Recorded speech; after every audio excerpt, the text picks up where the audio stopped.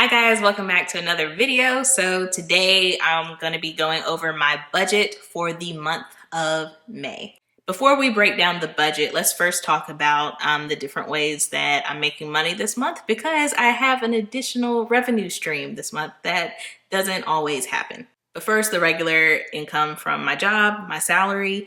I'm not sure if I told you guys. I should have told you, but in case I didn't, I did get a raise this past month. And this is the first month where I'll have like every paycheck will reflect that raise. And it's not like a huge raise or anything, just like an average cost of living raise. Actually, I think it's like a little below average because it was like a 1% raise. So it's not, it was not a lot of money, but still more. So I guess like every penny counts. So it is more money than before, just not a lot of money. I'm not resentful. It's fine. Anyway, so number one, the salary. Number two, YouTube. My YouTube revenue actually went down in April, which makes perfect sense because I barely even post in April. And I'm sorry, guys, like life keeps happening to me, but I only posted like 3 videos in April, and you can't do that and expect, to get a decent amount of income from YouTube, because in March, I think I posted like 8 videos or something. And the amount of money that I made reflected, a more heavy posting schedule. So my income did go down in April, and I can share real numbers about that. So let me look that up. So in March, I made $323.82 from YouTube. I don't keep all of that money. I have to pay taxes on that money. And I've also started tithing that money too. So I don't get all of that. But in April, it's still delayed. So it may go up a little bit more than this. But yeah, because I don't have the last day of April yet. But so far in April, I made $272.34. So it dropped by quite a bit. But I made that money after I subtract taxes and tithing from that amount. But one thing that has not happened in a while is freelance money. So when I was paying off my car, I talked about how I was doing photography as well. So that like side hustle was able to help me pay off the car faster. And I still sometimes do photography, like paid photography, but not that often. But I did some photography for a local college, and they paid, well, they're supposed to pay me this month. It's supposed to come in. But when I tell you that I did this job in February of 2020, I sent multiple emails and invoices to them. I called them multiple times. They answered and they said that they would send it. They never did. And I understand that it's a pandemic and, money may have been tight or whatever. I'd still like to get paid though, because I did the work. So I want to get paid from it. And they finally said that it's going to happen this month. So we'll see. I'm not going to get too excited about it until it hits my account. But I should get that money this month. And it's not a lot. It's not. It's like $250. But that's $250 that wasn't coming from anywhere else. So we'll take it. And when I say that out loud, I really need to like adjust my photography pricing, because I don't think that's enough money that I was charging.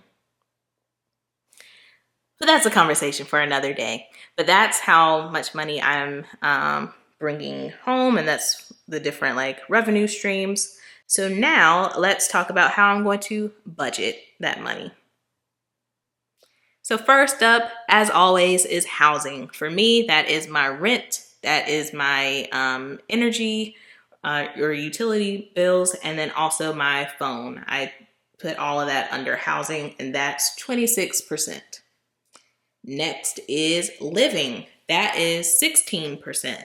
So that's food, household supplies, entertainment, shopping, gas for my car, things that I need to like live. I put shopping in there. That's not like, I don't need that to live, but it's going to happen and it's a part of life. So I just put it in under living.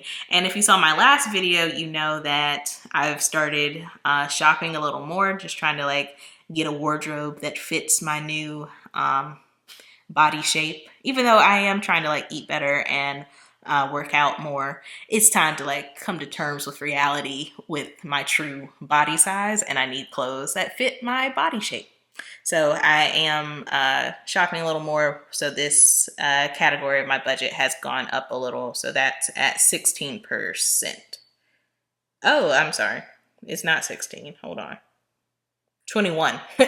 Sorry, it's at 21%. Sorry about that.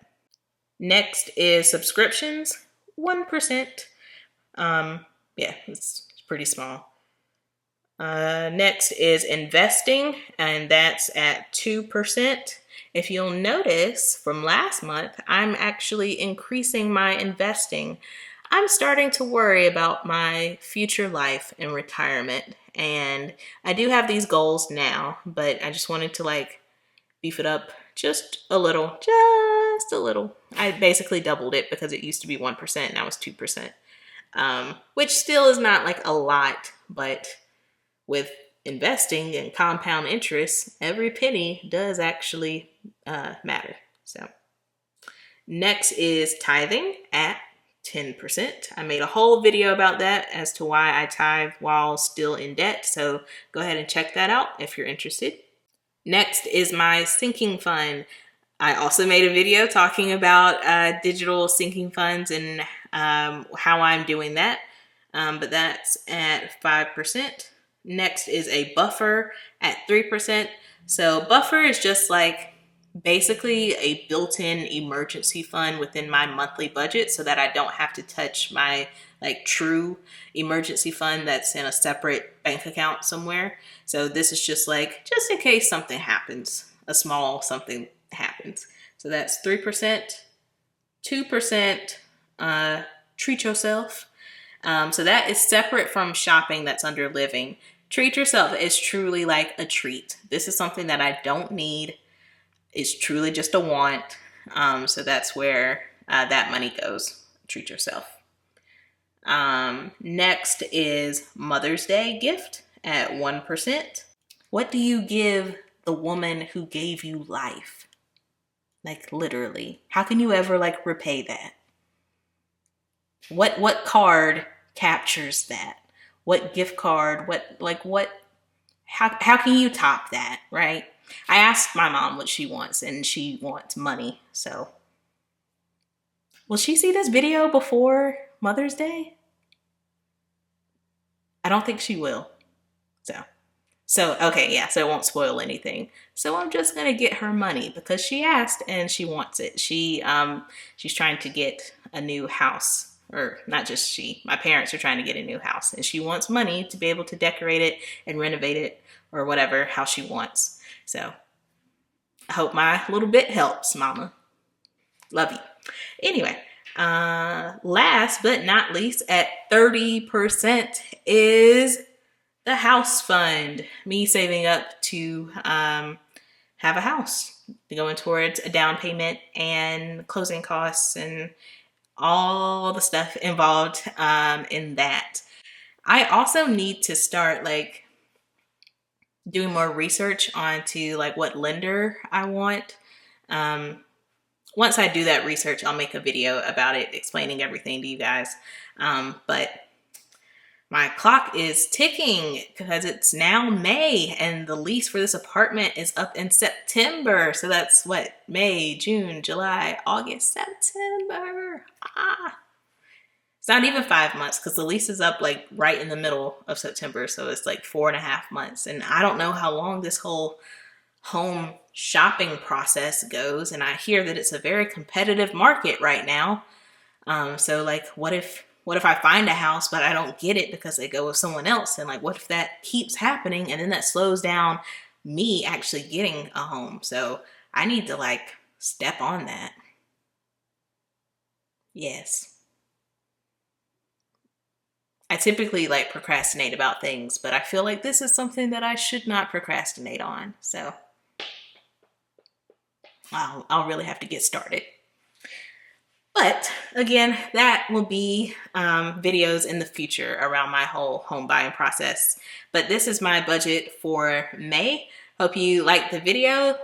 Leave some comments down below. Make sure you're subscribed to the channel. If you've seen multiple videos like this and you're not subscribed, I don't really see what you're doing. So go ahead and hit that subscribe button. And yes, I'll see you next time.